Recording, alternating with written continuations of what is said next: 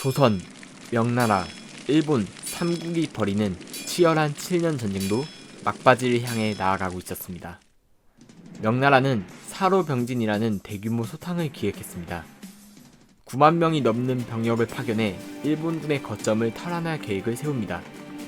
조선은 이미 국력이 쇠했지만 국토를 완전히 회복하기 위해 명해가담하죠. 한편 일본은 점차 병력을 철수하고 겨울나기를 준비하고 있었습니다. 1598년 8월 18일 도요토미 히데요시가 죽으면서 철수령이 내려지죠. 조선 수군은 이러한 상황 속에서 수로군에 편성되어 순천의 일본성을 공격하는데요. 그 과정을 들여다봅시다.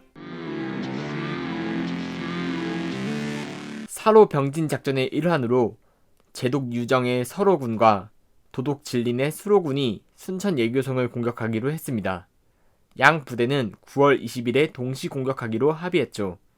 유정은 기만책을 써서 일본군 장수 고니시 유키나가를 사로잡으려고 했습니다.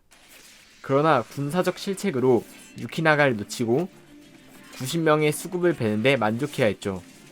이때 조명연합수군은 예교성의 포구에서 바닷길로 통하는 섬인 장도를 공격했습니다. 군량 300석과 우마를 빼앗았고 포로 300명을 되찾는 성과를 거뒀습니다.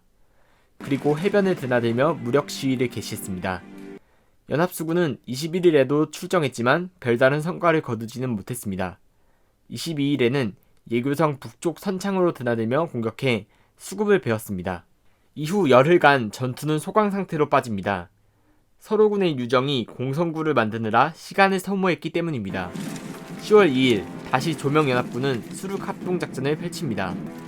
육지에서는 여러 갈래로 군사를 나누어 성을 공격하고 바다에서는 동쪽 모퉁이를 공격했죠. 예교성 서쪽에서 육군끼리 격전이 벌어졌습니다. 공성기구를 같이 끌고 가야 하는 명군은 목책 부근에서 더 이상 나아가지 못했습니다. 서로군을 이끄는 유정은 전투가 교착 상태에 빠지자 소극적인 태도를 보였습니다.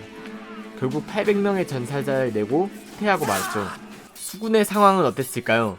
조선 수군이 용맹하게 돌격해서 일본군을 많이 베었지만 다수의 장수들이 죽거나 다치고 썰물 때 물러날 수밖에 없었습니다. 다음날 다시 공격을 개시하는데 이때 육군은 전혀 성을 공격하지 않았습니다.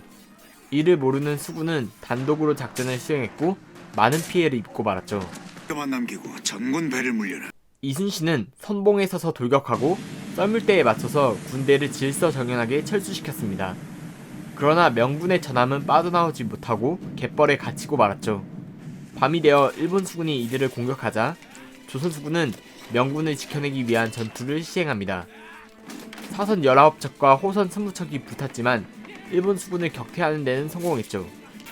흥미로운 점은 이날 판옥선 3척도 갯벌에 갇혔지만 선체가 높고 병사들이 완강히 저항해서 적들이 전혀 접근하지 못했습니다. 판옥선 3척은 다음날 아침에 바로 탈출에 성공했죠. 다음날 조명연합수군은 단독으로 예교성을 공격해 일본군에게 큰 타격을 입혔습니다. 수군도독 진리는 분노해서 직접 유정에게 따지러 갔습니다. 그러나 사천의 참패 소식을 들은 유정은 소극적인 태도를 유지했고 결국 예교성을 탈환하지 못하고 작전이 종료됩니다. 기껏 대규모 군대로 소탕작전을 벌였지만 사로병진은 실패하고 말았습니다. 수로작전에 투입한 조선수군도 많은 피해를 입었죠. 그러나 이순신은 더욱 결전의 의지를 불태웠습니다. 일본군에게 철수령이 떨어지고 고니시 유키나가의 군대는 바닷길을 통한 철군을 준비하기 시작했습니다.